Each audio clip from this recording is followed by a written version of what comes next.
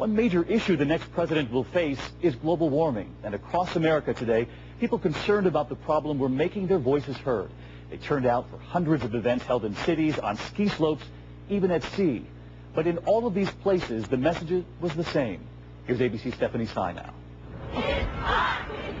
In nearly every corner of the country, at gatherings large and small, Americans demanded Congress take action on global warming. This country hasn't seen a movement this size since the civil rights. The mostly college-age organizers say there were events in all 50 states, more than 1,300 in all.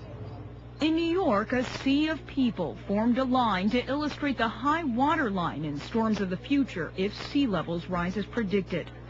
Protests stretched from the top of Acadia Mountain in Maine to the threatened reefs off Florida to the New Orleans levees, where the whole nation saw the consequences of extreme weather.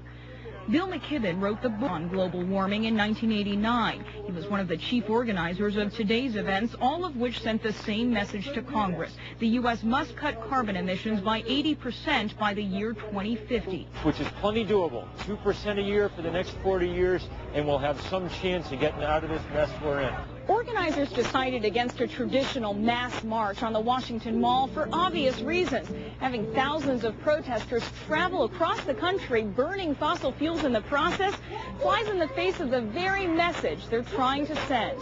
Across the country, all these people are coming together. It's, 1,000 here, 2, 3, 4 there. It is a different kind of protest than the first Earth Day rally Doug Ross attended as a teenager in 1970. 30 years ago, it seemed like you had to come to Washington to make one big statement to get the press or to get known or acknowledged.